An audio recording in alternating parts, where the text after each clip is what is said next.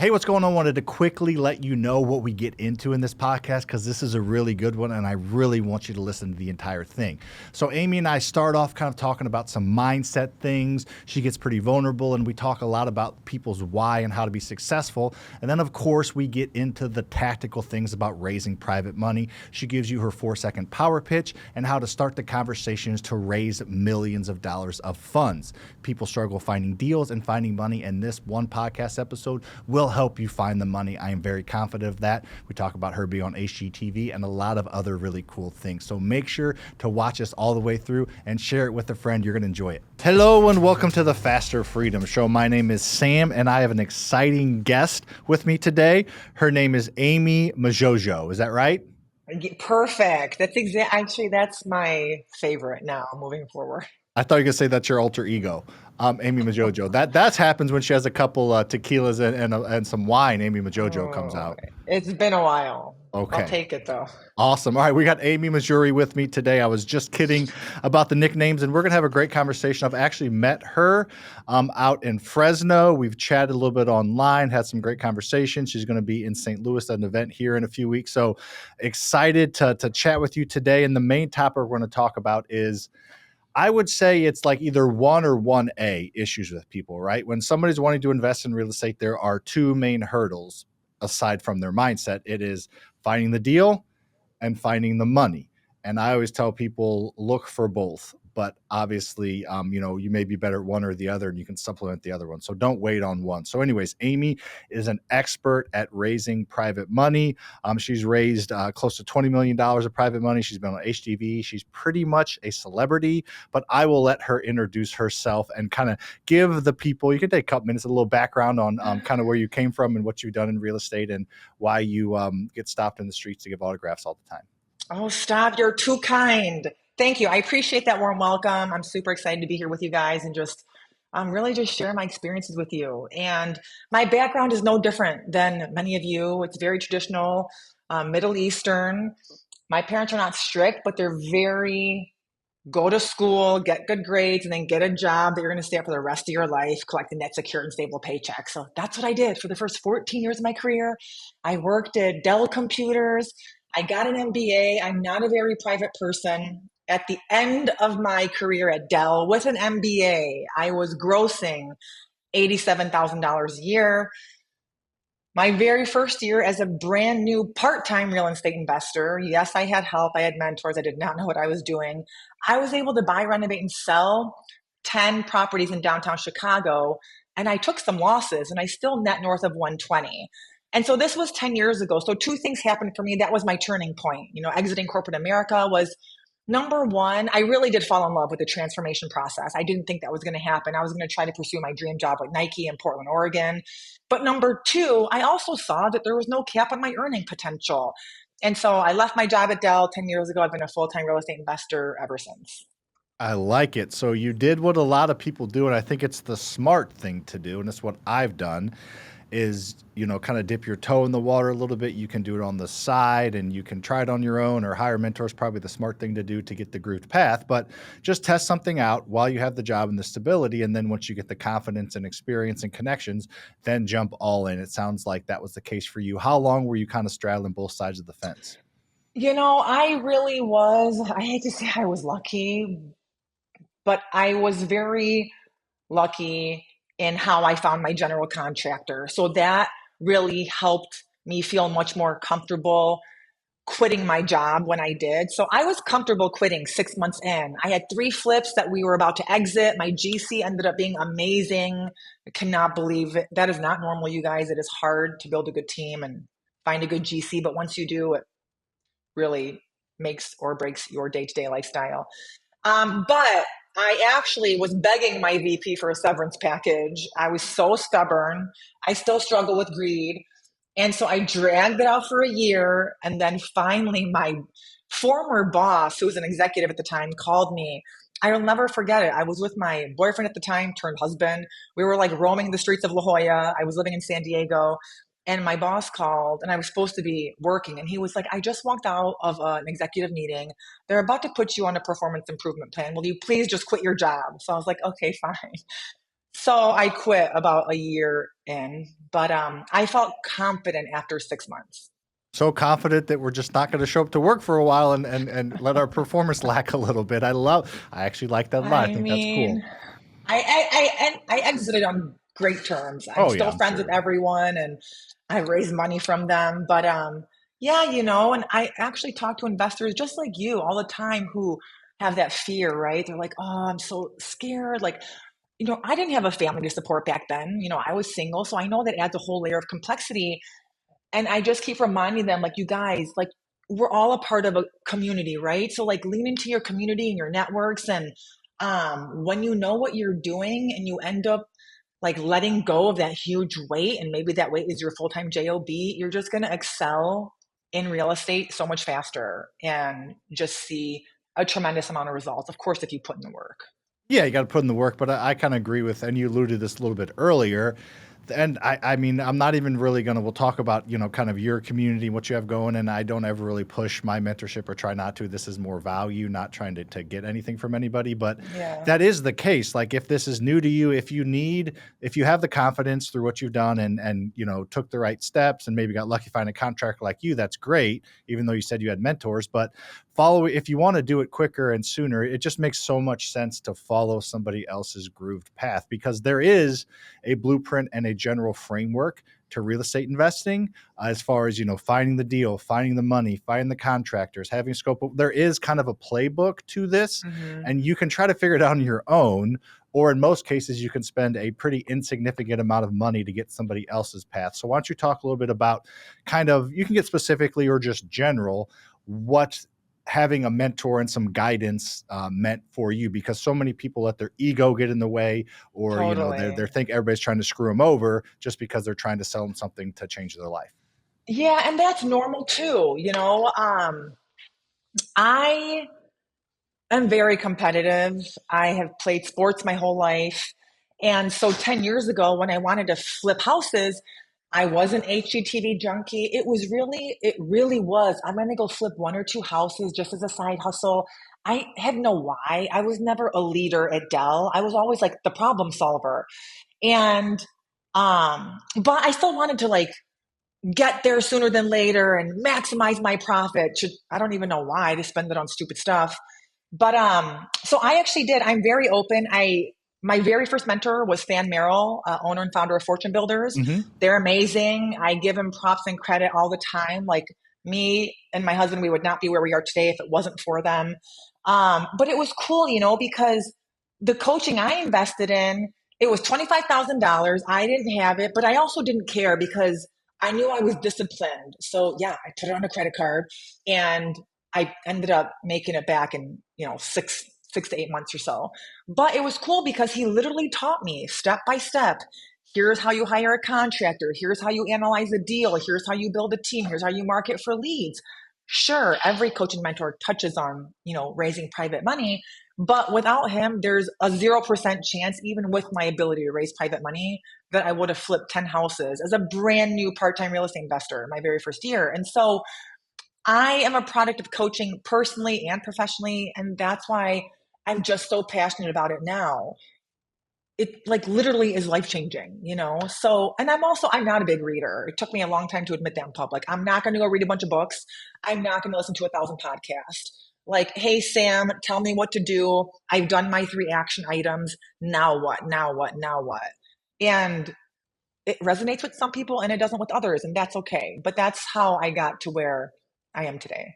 No, I think it makes a ton of sense. I like to say, and I'm sure you've heard it, and part of the paying money to somebody else is the transformations in the transaction. I mean, if I've done it, I've given away stuff for free, and I've charged not different like lead mags and things like that, and I've charged $5 or $10, and everybody that spends even a little bit, or obviously a lot of it, they're much more likely to take action because you're kind of pot committed. So I 100% agree with that. The fact that you spent 25 grand, I mean, you're a competitive, hardworking badass, but still spending 25 grand probably was a little bit of extra motivation to make sure you got your money's worth as opposed to just Yeah. getting it. It was. And actually, I knew, what I struggled with though was like, and again, like Than and his team taught me this, like, come up with your why. I never thought like that. I'm not like a deep person. And it took me a while, but once I honed in on my why, I believe now that if your why doesn't make you emotional, then maybe you want to revisit it. I am a little too emotional and sentimental, Well, let's get some but tears out then. Let's talk about your why. Let's get oh, some I tears cry flowing all on the live on time. TV. Actually, we're not live, but let's get some tears out. So this is my old why. I have a different Okay. why now, but yeah, it was 10 years ago. My uncle, I have a very unique family dynamic, you guys. I love So that. my mom and her two sisters married my dad and his two brothers. Okay. Like a Okay, package so deal like kind of thing. yeah, well, yes, and even though we're Middle Eastern, no, it wasn't arranged. They married by Okay. choice, Okay. Okay. and like it wasn't incestual. So, All right. That's where my mind went. All right. You're answering all the questions. All right. Keep well, going. because it always comes up.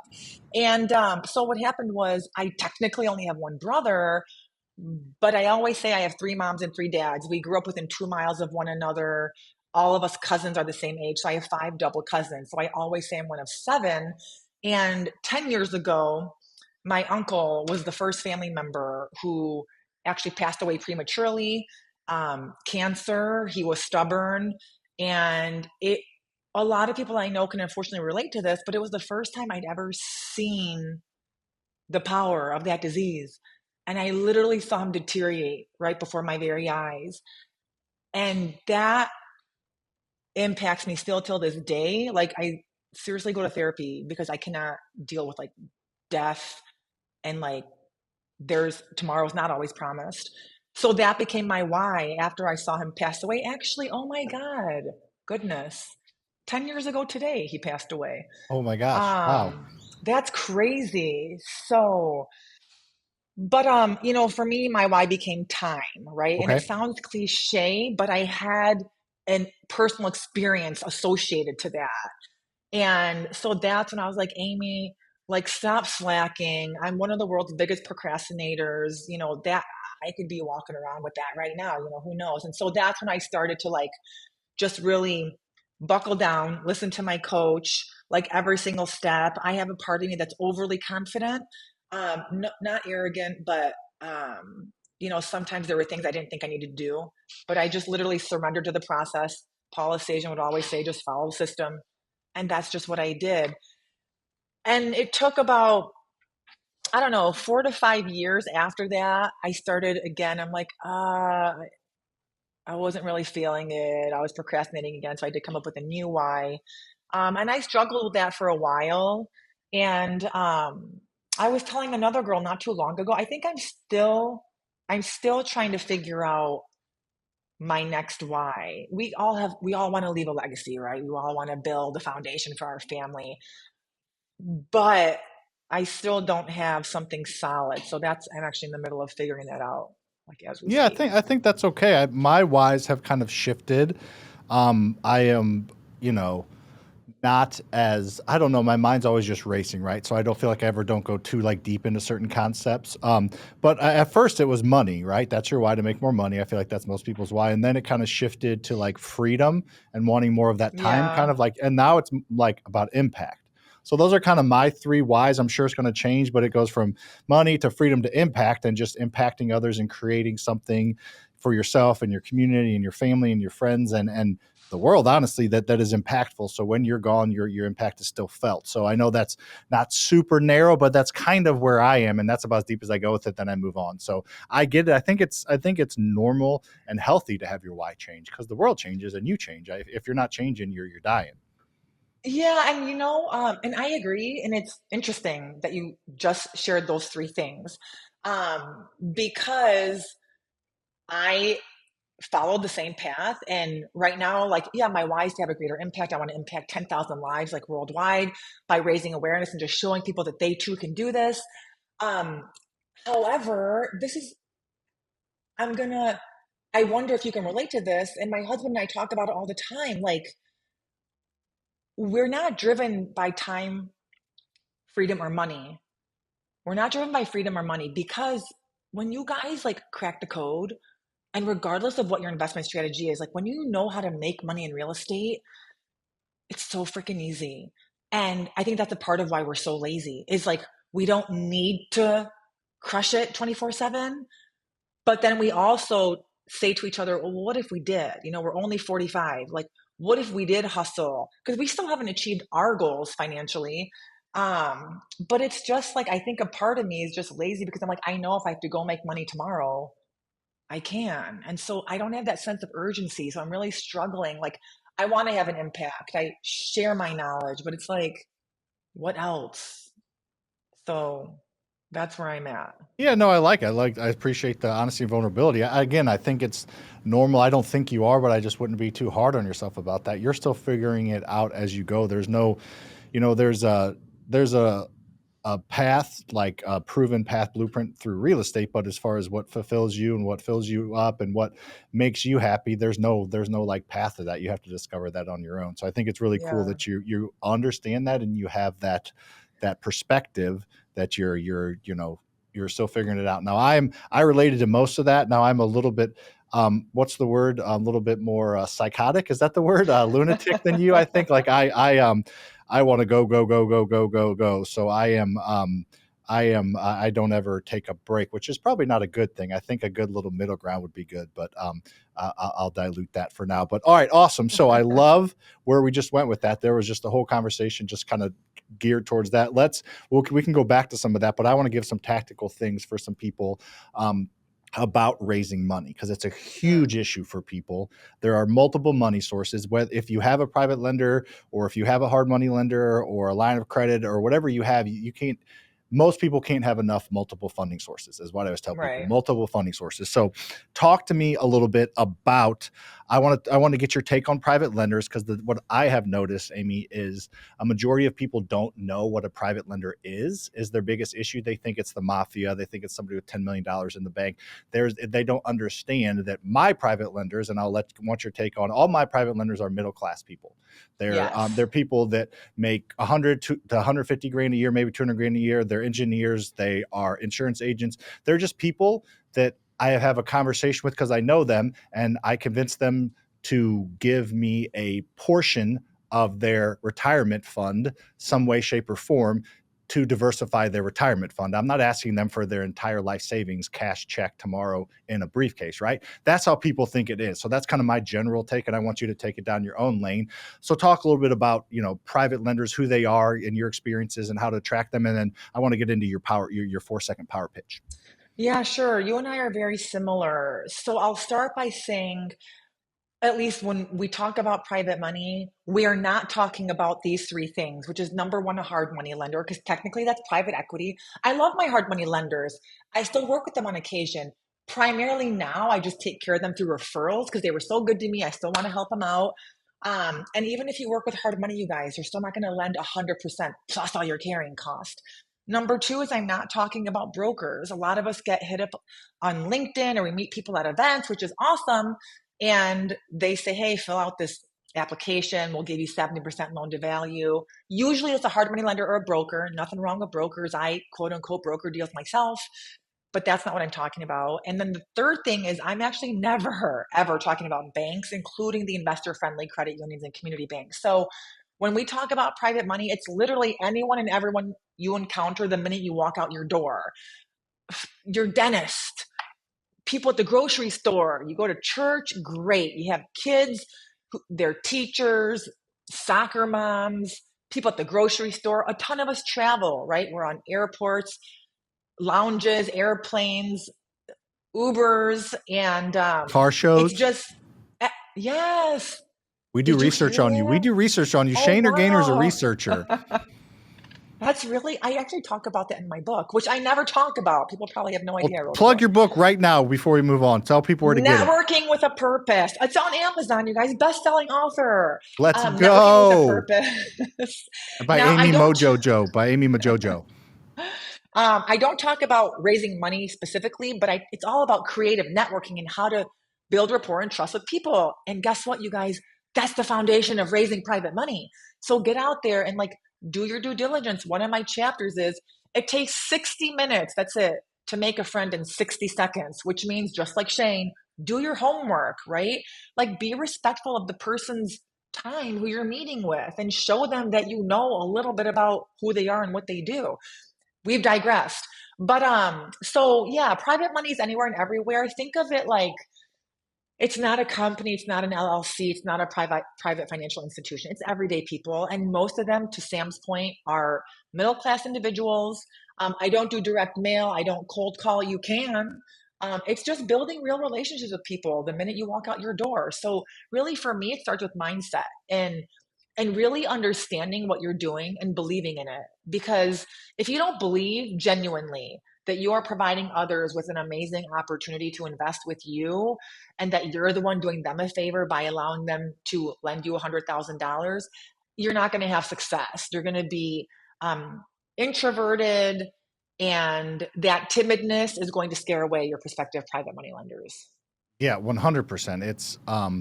It's just, and it usually shocks people. I think the best way to say it is they're just middle class people. Is your typical private lender, and you know them through some type of relationship, or you're developing one, and you're able to kind of give them that initial pitch. So tell me a little bit. Obviously, give me your 4-second power pitch, and then kind of explain how you got to that point.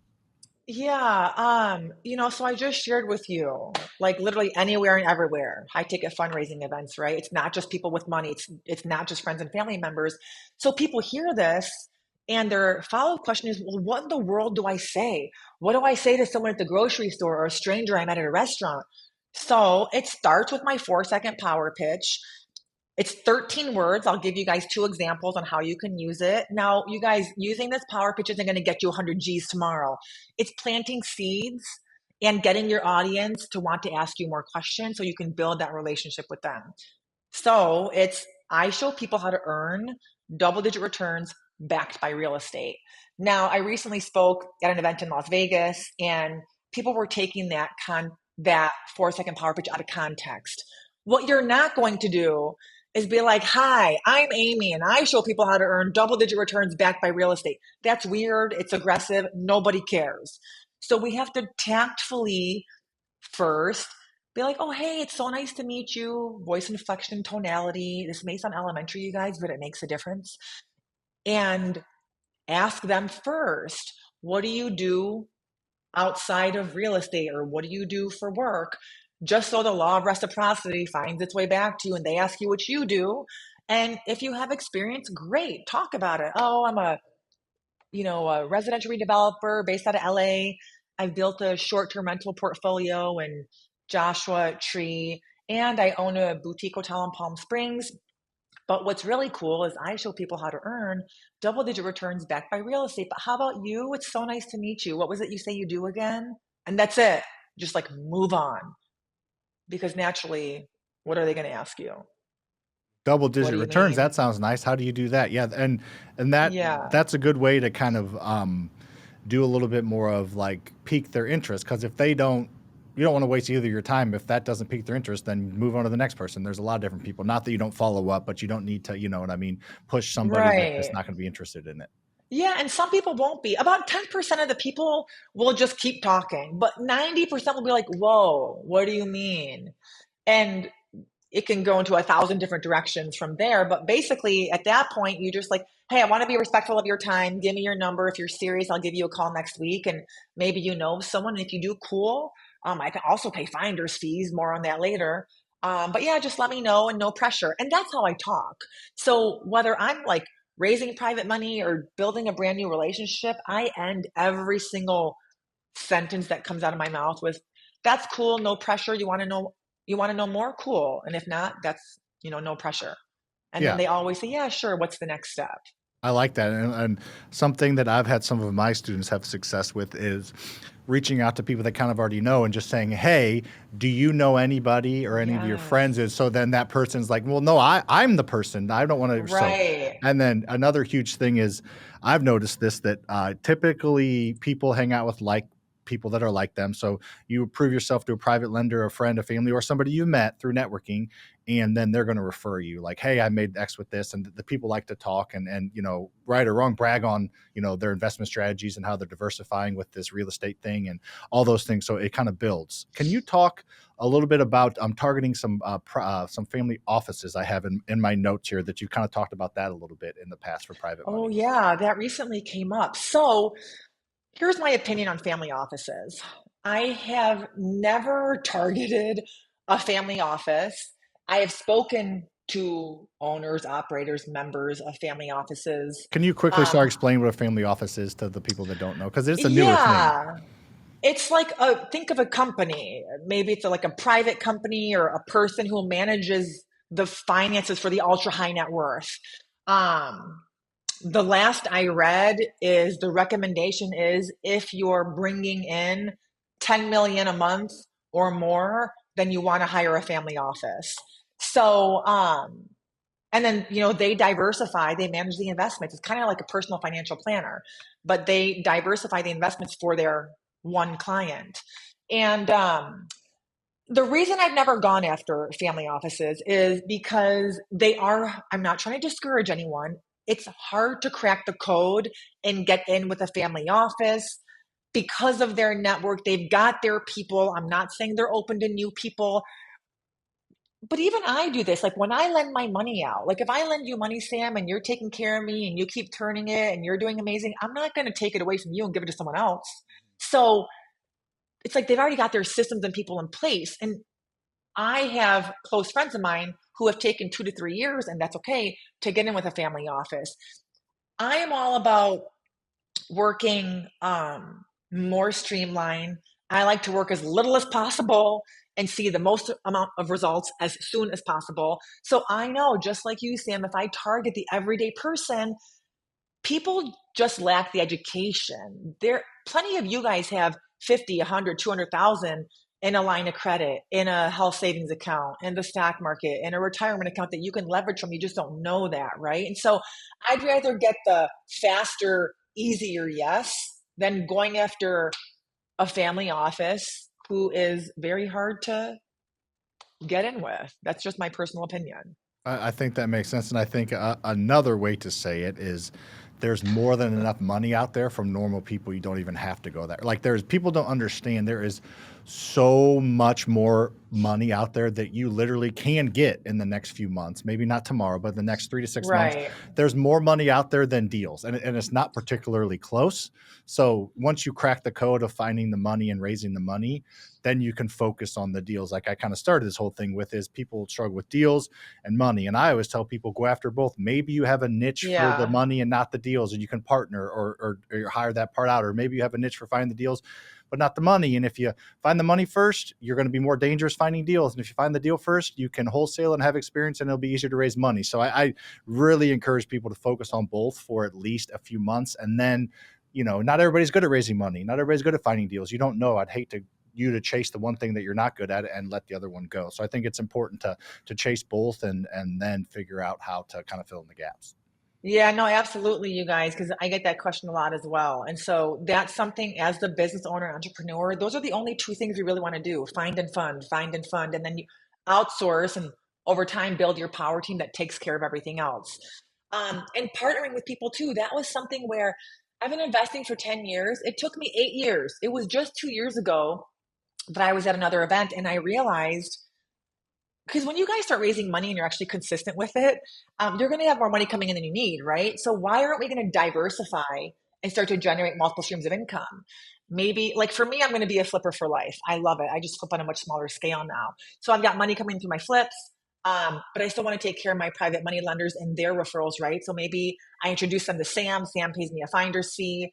Or maybe I partner with Sam and I take a percentage of the equity. So generating finder's fees and becoming someone's capital partner, there's so much demand out there from big name to small who will gladly pay you guys and give you equity if you just get out there and focus on solving the money problem, which is one of the hardest things we're tasked with as the investor. Yeah, if you can solve that money problem, lots of doors will open up for sure. All right, so tell me about this HGTV. I have on a sheet of paper right here that you were on HGTV. Tell me about this, Mrs. Movie Star. So it wasn't that big of a deal. It was cool. I'm very grateful. I'm actually still talking to them about show possibilities since what? It's going on 8 years now. Um, okay, let's tie this back to my book, you guys. Do it. Networking. It's in my book. It's like I want to make $1 off the book. Take the book. I'll give you the download. Give it to your audience. But um, I was actually in the middle of my very first year as a brand new investor hiring my VA because that's what my coach told me to do. And I'll never forget Whitney Bryson, a 21-year-old VA from Memphis, Tennessee. We ended the interview and she started asking me questions, which I was very impressed by. And she said, "What are your short and long-term goals?" And I never shared this with anyone. And this is like the power of goal setting and, writing down goals because thoughts expand. I said, I've never said this to anyone, but like, I just love to host my own TV show. But I didn't care if it was a travel channel or what. And she goes, "Oh, my mom's a producer at HGTV. Would you like an intro?" And I said, "Oh, well, for what show?" And she said, "House Hunters." I was like, "No, girl, I'm good. Like, I don't want to be on House Hunters. Like, I want either my own flipping show or to be a host," in a very humbling way. And she was like, "Okay, cool." 2, 3 days passed. And I'm like, "Amy, what is your problem? You just had it in with this amazing contact. Like, why are you going to say no? Who knows what that may lead to?" So I messaged her back. She made the intro. That intro led to another intro. Laura Patterson was one of their producers. We hit it off. She loved Chicago, where I was living at the time. And we did a 4-part series on House Hunters and House Hunters, where are they now? So they followed my transition out of corporate America into real estate, which was cool because they'd never done that before. They really don't work with investors. And so that was a cool experience, and we become lifelong friends. And I got to showcase my team, my properties, and we lasted like about a year. And then I still keep in touch with them, and who knows what the future has in store. But it was a fun little experience while it lasted. That is lots of fun. That's cool. That's the power of networking and just being open to things. That is awesome. I think that's kind of the one of the overarching things I'm getting from this is just being open to new opportunities all the time. So speaking of opportunities, you're going to be in St. Louis here in about what, like 2 weeks? When is that? Yes, October 18th, you guys, 17th through the 19th. My very good friend Rich Groves is hosting an event, The Gateway to Freedom. And Sam will be there, I'll be there, Jamil, a whole bunch of other local experts. And we're just going to share our knowledge with you for 3 full days and help you guys as much as we can. Of course, I'll share very specific strategies on how to raise money, what to do, what not to do. I'm going to break down a bunch of social media strategies with you guys. So it'd be great, for anyone who's going, it'd be great to connect with you and just let me know how I can help. Perfect. And we'll be sharing a dinner table with Jamil, me, you, and him. We're going to convince you to stay. Okay. Very cool. So before we get into the game that you didn't know you were going to play,